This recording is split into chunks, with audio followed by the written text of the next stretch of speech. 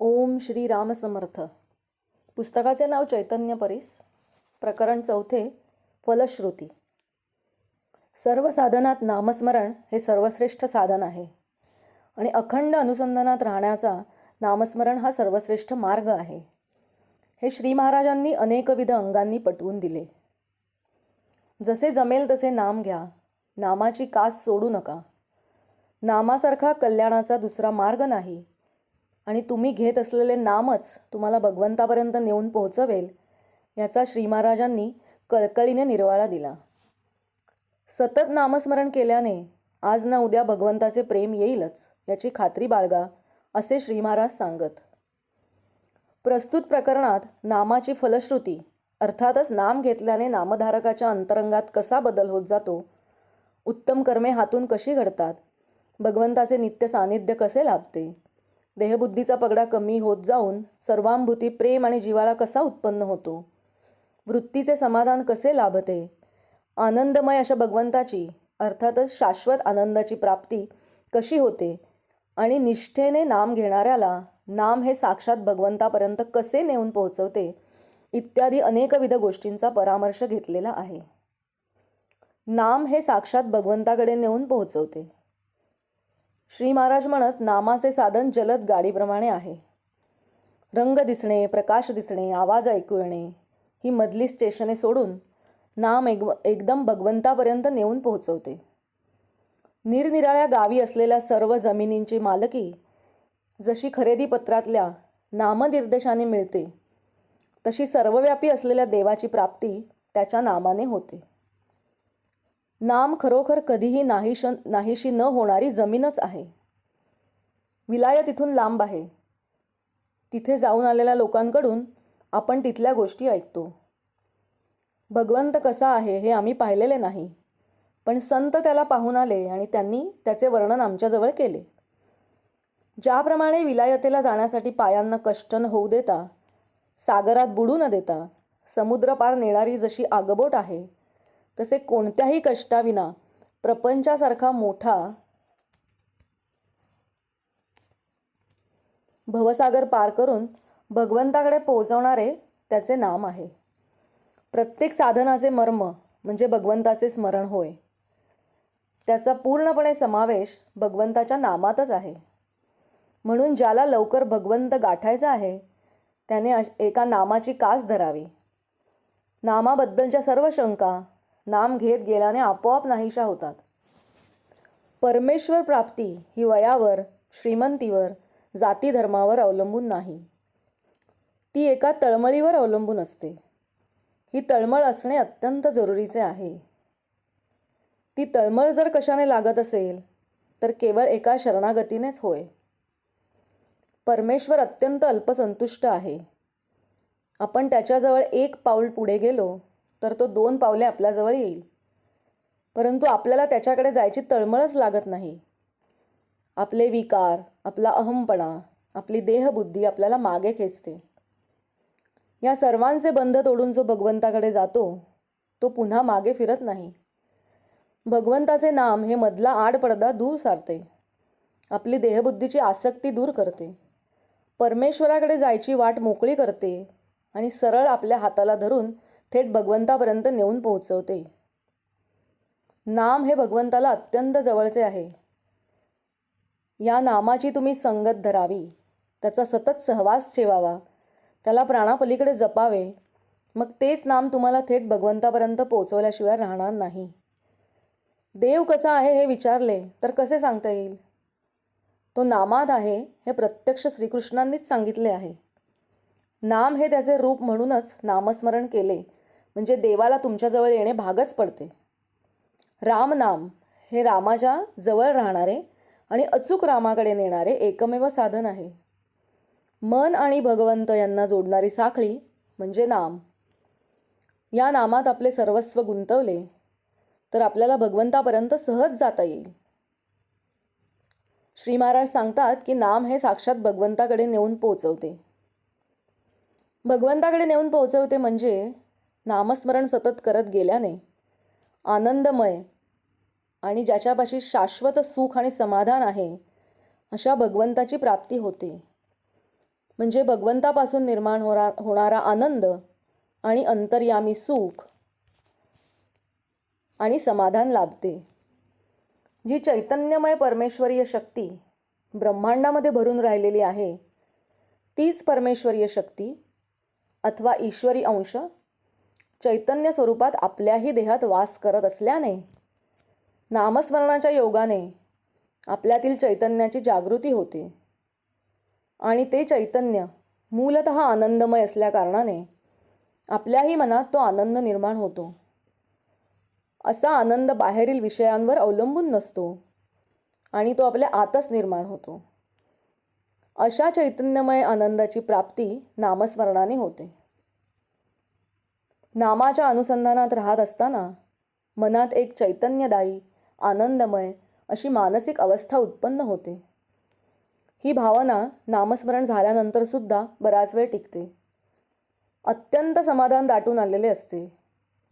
आता काहीही मिळवायचे राहिलेले नाही आणि आता आयुष्याच्या शेवटपर्यंत हे अनुसंधान असेच टिकून नामस्मरण असेच चालू राहावे आणि सद्गुरूंच्या कृपाछत्राखाली राहावे अशा भावना उचंबळून येतात.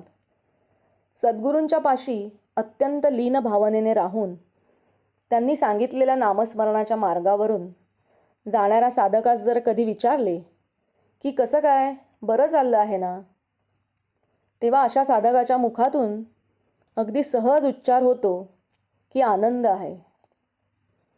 हे आनंद आहे म्हणून जे काही आहे ना, तीच भगवंताची प्राप्ती आहे. म्हणून श्री महाराज म्हणतात की सतत नामस्मरण करत गेल्याने आणि नामाच्या अनुसंधानात राहिल्याने ते नाम थेट भगवंतापर्यंत नेऊन पोहोचवते.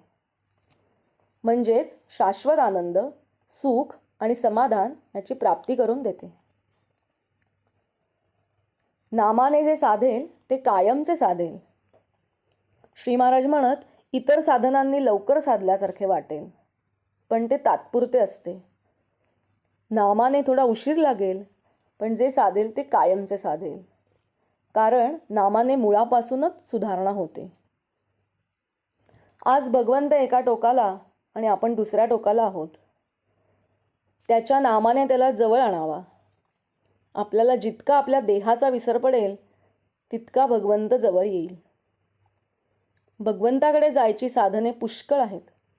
इतर साधनांनी कष्ट करून जे साधते तेच थोडे नाम घेतल्याने साधते. पण नामावर तशी श्रद्धा पाहिजे.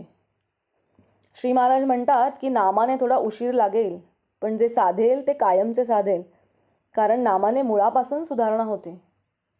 नामाने मुळापासून सुधारणा होते म्हणजेच जे अंतर्गत दोष आहेत त्याचे हळूहळू उच्चाटन होऊ लागते.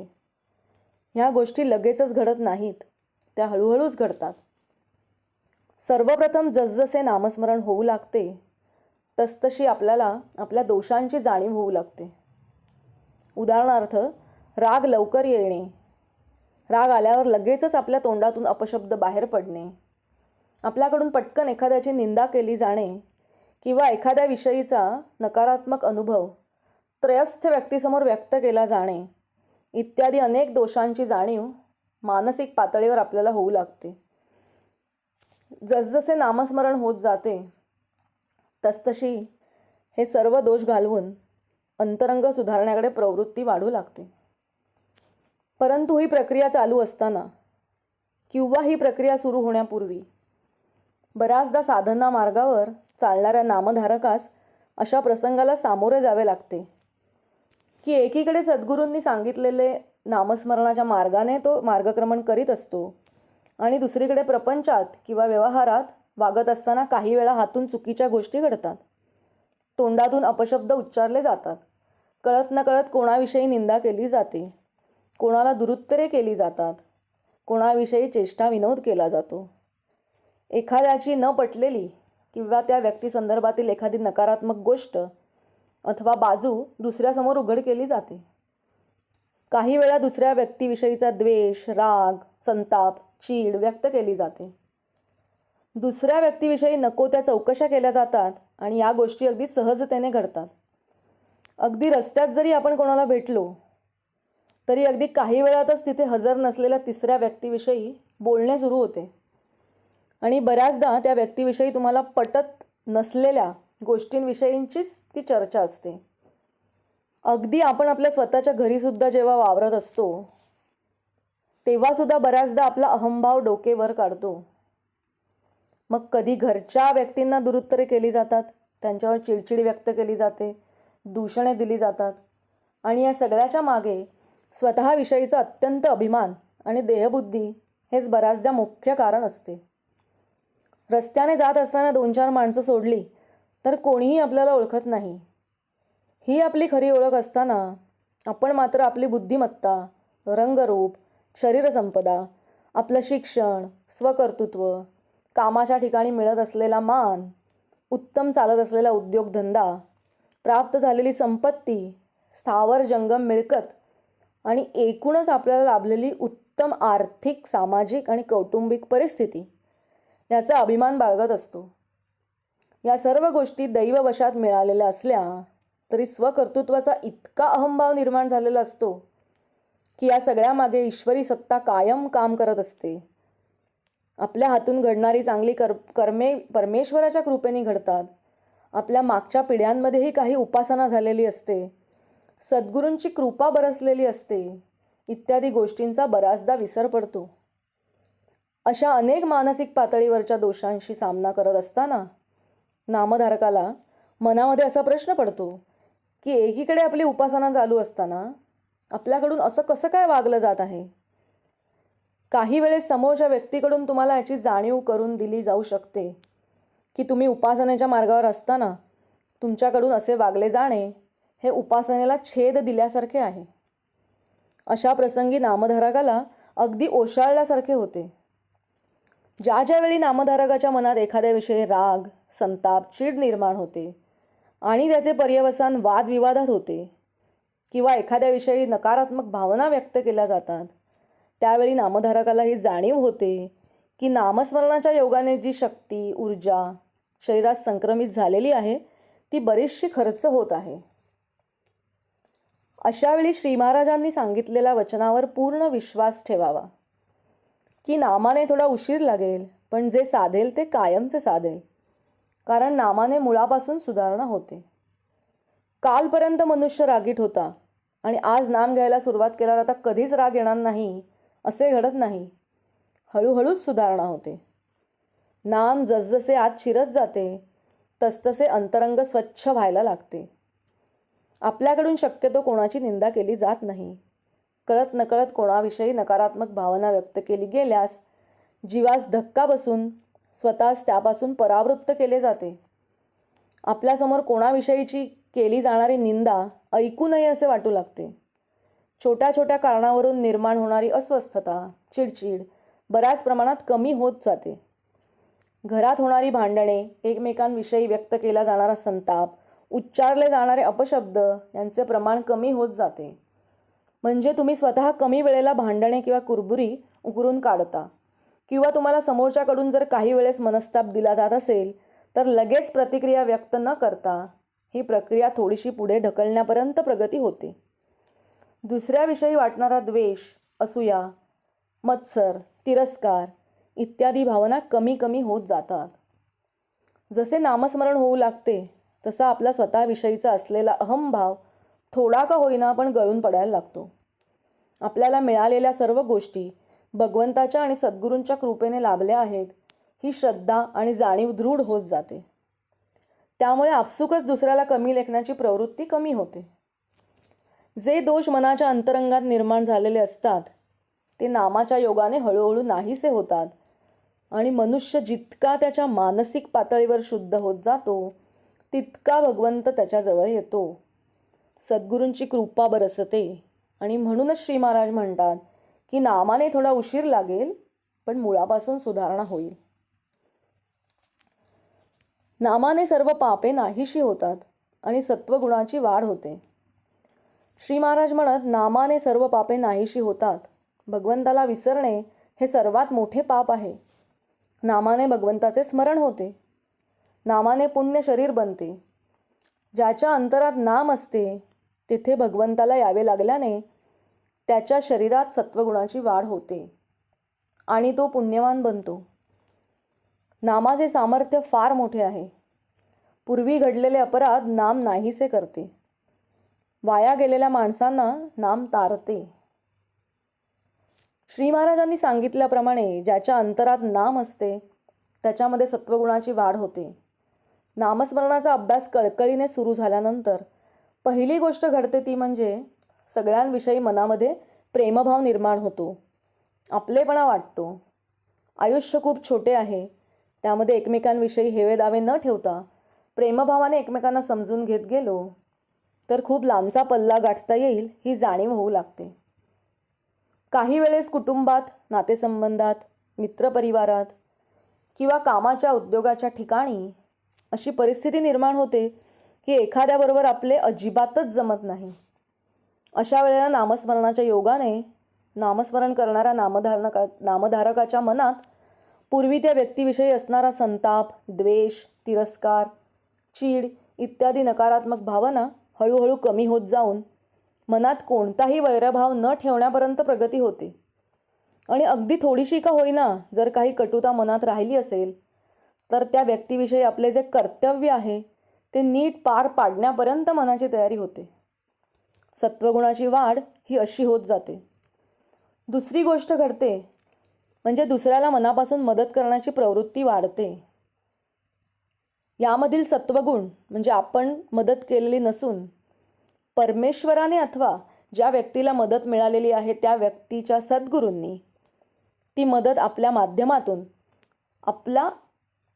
आपल्या मार्फत त्याच्यापर्यंत पोचवलेली आहे ही जाणीव दृढ होते आणि मनात उगीचच अहंभाव निर्माण होत नाही. आणखी एक गोष्ट घडते ती म्हणजे हातून दुष्कर्मे घडत नाहीत. दुसऱ्याचे मन आपल्याकडून शक्यतो दुखावले जाणार नाही याची काळजी नामधारक घेऊ लागतो. कारण आपल्याकडून दुसऱ्याचे मन दुखावले गेले तर त्यातून निर्माण होणाऱ्या नकारात्मक स्पंदनांमुळे आपल्या साधनेवर त्याचा नकळत का होईना पण परिणाम होतो. नाम घेऊ लागल्यावर मनात अशी प्रवृत्ती वाढते की जे उत्तम आहे त्याला आपल्याकडून दाद दिली जाते, दुसऱ्याचे कौतुक केले जाते, त्याच्यामधील चांगल्या गुणांची कदर केली जाते, त्याचा आदर केला जातो.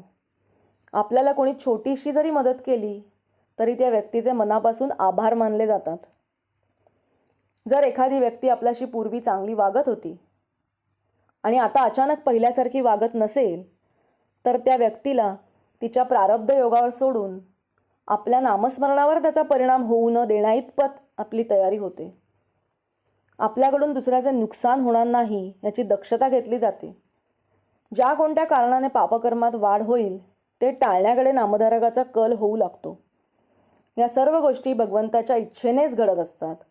म्हणून श्री महाराज म्हणतात की ज्याच्या अंतरंगात नाम असते तेथे भगवंताला यावे लागल्याने त्याच्या शरीरात सत्वगुणाची वाढ होते आणि तो पुण्यवान बनतो. नाम भगवंताचे प्रेम वाढवते. श्री महाराज म्हणत नामातच नामाचे प्रेम आहे. जसे ताकात लोणी असतेच, फक्त ते वर दिसत नाही. ताक घुसळल्यावर जसे ते वर येते तसे भगवंताचे नाम आपण घेतले की त्याचे प्रेम आपोआप वर येते. साध्या शब्दाने देखील आपल्या वृत्तीवर परिणाम होऊन तो भाव आपल्या मनात जागृत होतो. मग भगवंताच्या नामाने त्याचे प्रेम का बरे येणार नाही? नामानेच नामाचे प्रेम येईल. नामस्मरण रूपी शेत भगवत कृपारूपी पाऊस खेचून घेऊन स्वतःवर पाडते. श्री महाराज म्हणत नामस्मरण रूपी शेतात उत्तम पीक येण्यासाठी प्रथमतः सदाचरणाची आवश्यकता आहे. सदाचरण हे शेताचे रक्षण करण्याकरता लागणाऱ्या कुंपणासारखे आहे, म्हणून त्याचे महत्त्व आहे. दुसरी गोष्ट म्हणजे शुद्ध अंतःकरण. शुद्ध अंतःकरण म्हणजे उत्तम काळी भुसभुशीत जमीन. या जमिनीमधले दगड, हरळी वगैरे काढून ती साफ करावी. म्हणजेच अंतःकरणात कोणाबद्दलही द्वेष, मत्सर वगैरे ठेवू नये. शुद्ध अंतःकरणानंतर नामस्मरणाचे महत्त्व आहे. नामस्मरण म्हणजे त्या जमिनीत पेरण्याचे बी आहे. हे बी किडके नसावे, म्हणजे नाम सकाम नसावे. नामाकरिताच नाम घ्यावे. त्यानंतर तीर्थयात्रा, संतांचे आशीर्वाद, त्यांची कृपादृष्टी यांची आवश्यकता आहे. या गोष्टी पाटाच्या पाण्यासारख्या आहेत. त्यामुळे शेत चांगले व्हायला मदत होते. शेवटची महत्त्वाची गोष्ट म्हणजे भगवत कृपा. ती पावसाच्या पाण्यासारखी आहे. पाटाच्या पाण्यापेक्षा पावसाच्या पाण्याची गोष्ट काही औरच आहे. पण तो पडणे न पडणे हे आपल्या हातात नाही. शेताला लावण्याकरता पाटाचे पाणी एखादी विहीर, तलाव किंवा नदी यामधून नेता येणे शक्य असते. परंतु पावसाच्या बाबतीत कोणाला काहीच करता येत नाही. त्यामुळे एखाद्याने शेताची उत्तम निगा राखली, उत्तम बी पेरले, तरी पावसाच्या अभावी पीक न येण्याचा संभव असतो. नामस्मरण रूपी शेताचे एक वैशिष्ट्य आहे. ते हे की त्याच्या अंगी लोहचुंबकासारखी शक्ती असते. म्हणून हे शेत भगवत कृपारूपी पाऊस खेचून घेऊन स्वतःवर पाडते. म्हणून पावसाच्या अभावी शेत वाया गेले असे कधीच होत नाही. 2 शेतकरी आहेत. एक आपल्या शेताची मशागत करणारा आहे, तर दुसरा आळशी म्हणजे मशागत न करणारा आहे. आता जेव्हा पाऊस पडेल तेव्हा ज्याने मशागत केली त्याचे शेत उत्तम वाढेल, पण दुसऱ्याचे वाढणार नाही. त्याचप्रमाणे भगवंताची कृपा सर्वांवर सारखाच वर्षाव करीत असते. ज्याने ज्या प्रमाणात चित्तशुद्धी केली असेल त्या प्रमाणात त्याला फायदा होईल, दुसऱ्याला होणार नाही. भगवंत आणि संत समदृष्टी असतात ते असे.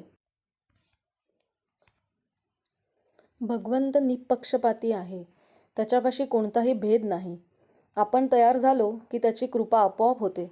कृपेला योग्य अशी भावना तयार करणे आपले काम आहे. नामाने कलीची सत्ता नाहीशी होते, म्हणून नामधारकाला कलीची बाधा नाही. श्री महाराज म्हणत, वाईट किंवा विषयाच्या वासनेने बुद्धी भ्रष्ट करणे हेच कलीचे मुख्य काम होय. नामाने कलीची सत्ता नाहीशी होते. कलीच्या मुळावर घाव घालण्याचे काम नाम करते. नाम घेणाऱ्याला सत्कर्मे टाळू म्हणून टाळता येणार नाहीत. श्री महाराज म्हणत, भगवंताच्या स्मरणात केलेले कर्म म्हणजे सत्कर्म. नाम हे स्वतः सिद्ध असल्याकारणाने ते जाणता व अजाणता घेतले तरी ते सत्कर्म याच सदरात मोडते. ज्याप्रमाणे मूल झाले की मुलाच्या आईला पान्हा फुटणे, मुलाचे लाड करणे, प्रेम करणे ह्या गोष्टी न शिकवता सहजच होतात, त्याप्रमाणे नाम मुखी आले की सत्कर्मे होऊच लागतात. नाम घेणाऱ्याला सत्कर्मे टाळू म्हणून टाळता येणार नाहीत. प्रपंच अतिदक्षतेने करावा. प्रयत्नाला कधी मागे पडू नये. फळ देणारा भगवंत आहे ही भावना ठेवून वागावे. जी परिस्थिती येईल त्यात समाधान बिघडू देऊ नये. नामरूपी औषध सर्व रोगातून मुक्त करील. एखाद्या आईला सांगितले की तू मुलाला जवळ ठेव, पण त्याच्यावर प्रेम करू नकोस, तर ते जसे शक्य नाही तसे नाम घेणाऱ्याला सत्कर्मे टाळू म्हटले तरी ती टाळता येणार नाहीत.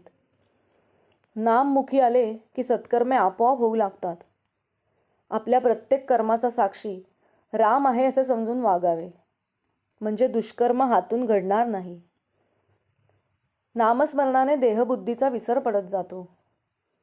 श्री महाराज म्हणत, मनाच्या सर्व दुःखाला कारण देहबुद्धी आहे.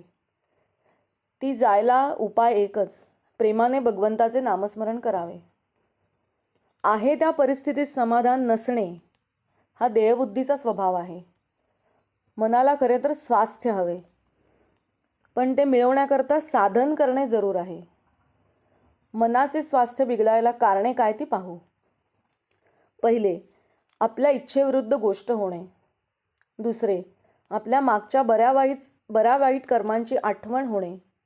आणि तिसरे, उद्याची काळजी करणे. जो तो आपल्या इच्छेप्रमाणे व्हावे असे म्हणणार. सर्वजण तुमच्याच इच्छेप्रमाणे कसे चालतील. तुमच्या इच्छेविरुद्ध गोष्टी होणारच. तेव्हा स्वास्थ्य बिघडू न द्यायला आपली इच्छाच नाहीशी करावी. कोणतीही वस्तू मिळावी ही बुद्धी ठेवू नये. हाव सोडावी. लोकांची आस सोडावी. अभिमान सोडून कर्म करत राहावे. प्रयत्न करून यश आले नाही की दुःख होते, स्वास्थ्य बिघडते. मी केलेच नाही असे म्हटले की कुठले दुःख. प्रयत्न करून जे काही होते ते रामाच्या इच्छेने झाले असे म्हणावे. जे जे काही झाले ते भगवंतानेच आपल्या हिताकरता केले. उद्याची काळजी भगवंतालाच आहे. त्याला जे योग्य वाटेल ते तो करील. म्हणून झाल्याची म्हणजे कालची आठवण करू नये, होणाऱ्याची म्हणजे उद्याची काळजी करू नये आणि चालू क्षण वाया जाऊ देऊ नये.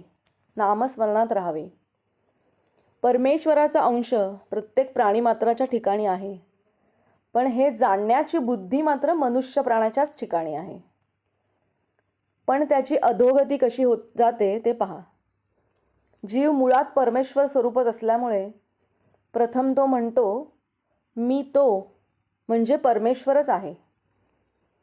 इथपासून घसरत तो म्हणतो मी त्याचा आहे.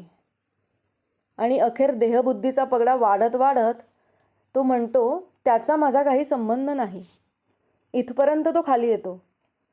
शेवटी देह म्हणजेच मी अशी आपली पक्की भावना होते. पण असे असले तरी मनुष्य अजाणता का होईना पण खरे आहे ते ओळखल्यासारखेच बोलतो. जसे एखाद्या इसमाचा स्नेही वारला तर तो इसम काय म्हणतो, आमचे स्नेही गेले. याचाच अर्थ समोर असलेल्या देहाला तो स्नेही समजत नसून त्यात असणाऱ्या चैतन्याला, ईश्वरी अंशाला तो खऱ्या अर्थाने आपला मित्र समजतो. पण असे असले तरी स्वतःच्या बाबतीत मात्र तो ही जाणीव कायम राखीत नाही आणि आपण म्हणजे देहच आहे असं समजून तो वागत असतो. याचे कारण ज्याचा खरा मी आहे त्याचा विसर पडून देहबुद्धी बळकट होत गेली. आता याला उपाय हाच की ज्या मार्गाने मी घसरत खाली आलो त्याच मार्गाने उलट वर जाणे. तेव्हा पहिली गोष्ट म्हणजे आता मी जो देहरूप बनलो आहे तो मी त्याचा आहे म्हणजे परमेश्वराचा आहे ही जाणीव जागृत करणे. ह्याच जाणीवेची परमावस्था म्हणजे मी तोच आहे ही भावना होणे. हे कसे साधावे तर ज्याच्या विस्मरणाने माझी ही अधोगती झाली त्याचे स्मरण करणे. स्मरणाला उत्तम साधन म्हणजे परमेश्वराचे नाम. नामस्मरणाचा ध्यास ठेवला की मी खरा कोण हे कळेल आणि स्वतःची ओळख होईल. सर्व गोष्टींचे ज्ञान होत नाही तोपर्यंत आपण काही करणार नाही असे आपण म्हणतो. सर्व गोष्टींचे ज्ञान आपल्याला मरेपर्यंत होत नाही आणि आपण काही करत नाही. देहबुद्धी आपल्याला भगवंताचा विसर पाडते म्हणून देहबुद्धी सोडावी. त्यासाठी नामस्मरणासारखा दुसरा उपाय नाही. नामामध्ये भगवंताची शक्ती असल्याने नाम घेणाऱ्याची देहबुद्धी क्रमाक्रमाने कमी होते आणि नाम स्थिरावते. नाम घेता घेता नामाशी इतके तादात्म्य व्हावे की मी नाम घेत आहे हे सुद्धा विसरून जावे. नाम घेत गेल्याने दुःखे नाहीशी होतात व आनंदाची प्राप्ती होते. श्री महाराज म्हणत आपल्या तेलाचा नंदादीप लावण्याची पद्धत आहे. तो अखंड तेवत ठेवायचा असतो. तसे ज्याला आनंदरूपी नंदादीप हवा असेल त्याने आनंदरूपी नंदादीपासाठी सतत नामरूपी तेलाचा पुरवठा करत राहिले पाहिजे. थोडक्यात म्हणजे ज्याला आनंद हवा असेल त्याने सतत नाम घेतले पाहिजे. आनंदाचा उगमच नामात आहे. परमात्म्याजवळ नेहमी आनंद हा असायचाच असे समजावे. आपण जगामध्ये जो व्याप वाढवतो तो आनंदासाठीच वाढवतो. पण भगवंताच्या व्यतिरिक्त असणारा आनंद हा कारणांवर अवलंबून असल्या कारणाने ती कारणे नाहीशी झाली की तो आनंद पण मावळतो. म्हणून हा आनंद अशाश्वत होय. खावे प्यावे मजा करावी या तत्त्वज्ञानाचा मोठा दोष असा की ते देहबुद्धीवर आधारलेले असल्या कारणाने कायमचे टिकणारे नाही. कारण आजची चांगली परिस्थिती उद्या बिघडली की याची मजा गेली. उलट येईल त्या परिस्थितीत आपण आनंद निर्माण करावा. ज्या स्थितीत परमात्मा ठेवतो त्यात आनंद मानावा. प्रपंचातल्या दुःखाबद्दल वाईट वाटून घेऊ नये. मिळण्याची आणि मिळवण्याची हाव वाढल्यामुळेच दुःख होते. ही हाव नाहीशी व्हायला नामस्मरण हाच उपाय आहे. जिथे भगवंत तिथे आनंदी आनंद असतो. ज्याच्याजवळ भगवंत आहे त्यालाच आनंदाचे जगणे प्राप्त होईल. म्हणून ज्याला आनंदाने जगायचे आहे त्याने नाम घ्यावे. रोज अगदी 5 मिनिटं का होईना भगवंताशी अनन्य व्हायला शिका. अशा त्या 5 मिनिटांचा आनंद 100 वर्षे नुसते जगून मिळणार नाही. साखरेच्या गोडपणाबद्दल तासनतास निरूपणे करण्यापेक्षा एक चिमूटभर साखर तोंडात टाकली असताना जसा खरा आनंद मिळतो तसेच इथे आहे. भगवंताच्या स्मरणात समाधान मिळते. श्री महाराज म्हणत, मनुष्य कसाही असला तरी भगवंताच्या स्मरणात त्याला समाधान खात्रीने मिळेल. मनुष्याची सर्व धडपड शाश्वत समाधान मिळवण्यासाठी चालू आहे व ते समाधान फक्त भगवंताकडे असल्याने समाधानासाठी प्रत्येक माणसाला भगवंताची गरज आहे. पण आपण आपल्या सर्व धडपडीतून भगवंताच्या प्राप्तीचे समाधान आपल्याला मिळत नाही. त्याला परिस्थिती कारणीभूत आहे असे सर्वजण सांगतात. परिस्थितीसंबंधी विचार करताना एक बाह्य परिस्थिती आणि एक अंतरस्थिती यांचा विचार करावा लागेल. बाह्य परिस्थितीचा विचार करता प्रथम शरीर प्रकृती आड येते. पण देहाची कितीही विकल अवस्था आली तरी त्यामध्ये नामस्मरण करता येत नाही हे म्हणणे काही बरोबर नाही. पुष्कळ लोक आर्थिक अडचणीविषयी तक्रार करतात. पैसा नसल्याकारणाने प्रपंचात काळजी उत्पन्न होऊन भगवंताकडे लक्ष द्यायला सवडच मिळत नाही असे बरेच जण सांगतात. पण खरोखर जगात भरपूर धन मिळवून वैभवाच्या शिखरावर पोहोचलेले कितीसे लोक नामस्मरण करतात. आजपर्यंत किती राजे लोक आपले राजवैभव लाथाडून भगवंताच्या प्राप्तीसाठी बैरागी झाले. म्हणून पैसा नसणे हे भगवंताच्या प्राप्तीच्या आड येते हे म्हणणे बरोबर नाही. उलट पैसा भगवंताची निष्ठा कमी करतो. म्हातारपणी उपयोगी पडावा म्हणून पैसा साठवावा तर म्हातारपणापर्यंत जगेन ही खात्री कोणी घ्यावी. वेताळाची स्वारी निघाली की त्याबरोबर पिशाचे निघायचीच. त्याप्रमाणे पैसा आला की त्याबरोबर तळमळ, लोभ, असमाधान ही यायचीच. पैसा आपण वापरू तसा वापरला जातो. बाप मुलगा, भाऊ भाऊ, भाऊ बहीण, मित्र मित्र ह्यांच्यामध्ये वितुष्ट आणायला कारण काही असेल तर तो पैसाच होय.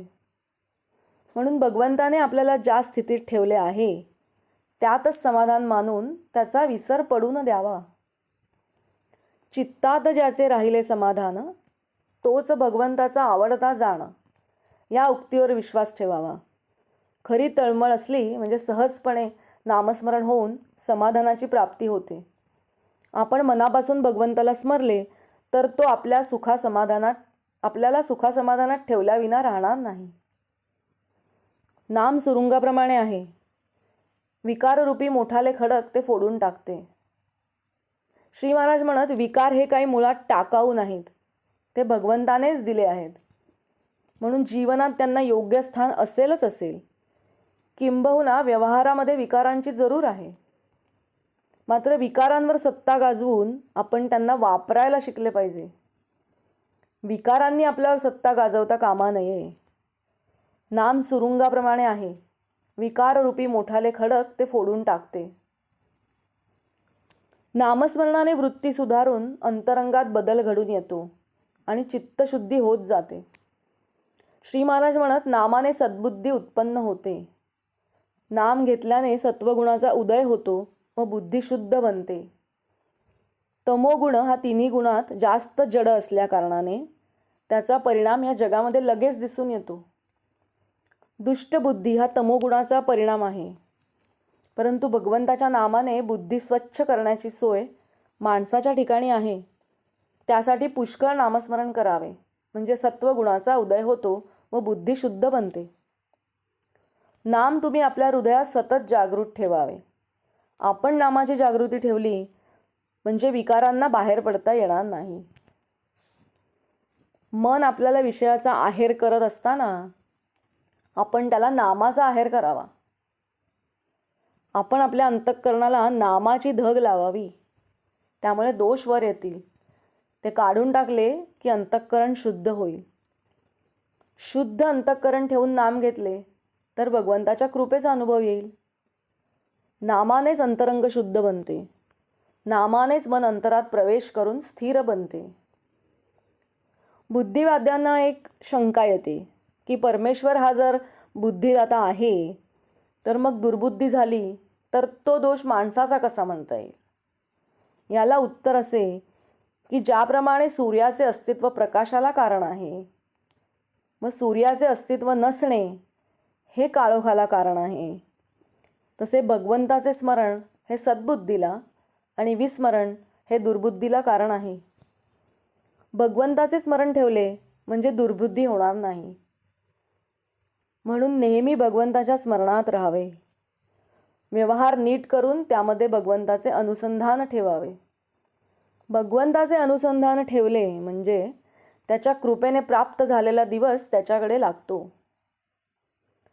श्री महाराजांचे हे सांगणे आहे की भगवंताचे स्मरण हे सद्बुद्धीला आणि विस्मरण हे दुर्बुद्धीला कारण आहे. बऱ्याचदा उपासना मार्गावर मार्गक्रमण करत असताना काही वेळेस विकारांचे जोरदार प्रकटीकरण होते. उदाहरणार्थ, अतिप्रमाणात राग अथवा संताप व्यक्त केला जातो किंवा स्वतःवरचे नियंत्रण सुटल्याने हातून चुकीची कर्मे घडतात.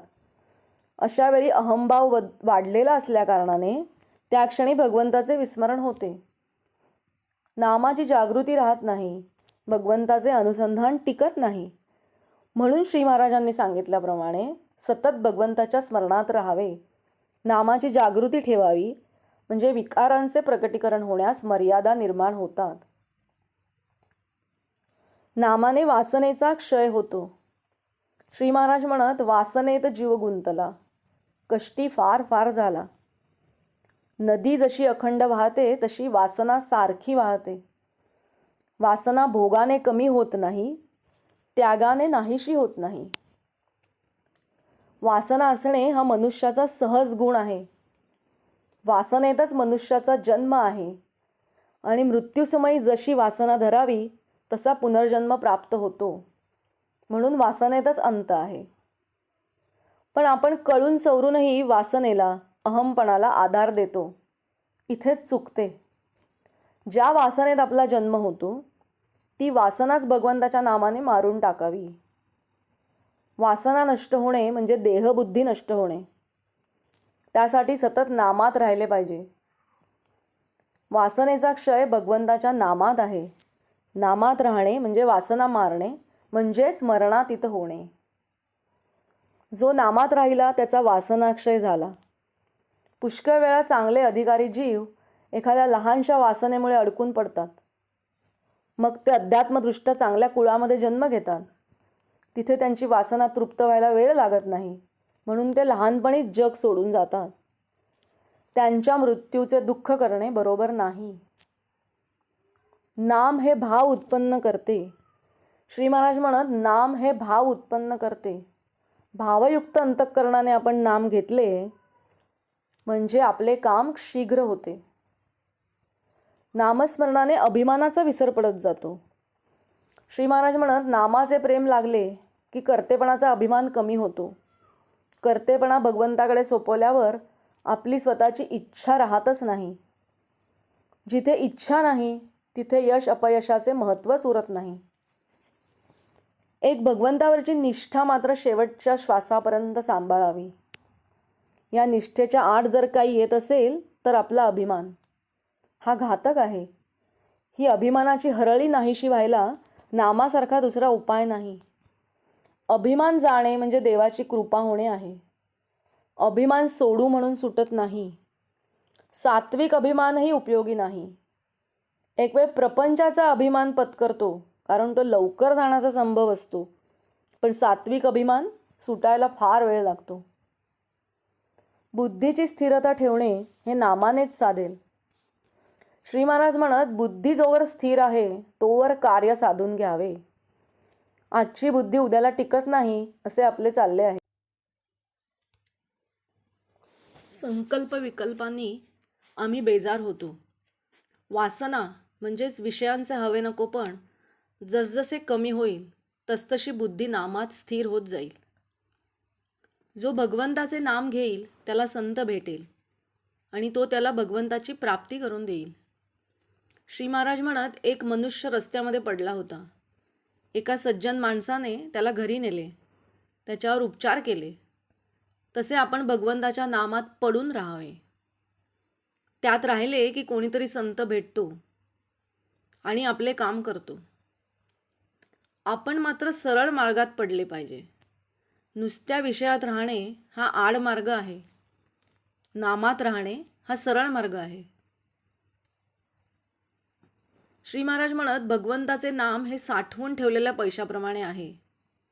वेळ प्रसंगी ते खास उपयोगी पडते. श्री महाराजांनी सांगितल्याप्रमाणे भगवंताचे नाम हे वेळ प्रसंगी आपल्याला उपयोगी पडते. ज्यावेळी भगवंताच्या मदतीची आपल्याला गरज भासते त्यावेळी ती हमखास प्राप्त होते. कोणीतरी येऊन आपल्याला मदतीचा हात देऊन जातो. कोणाच्या तरी रूपाने येऊन भगवंत आपली गरज भागवतो.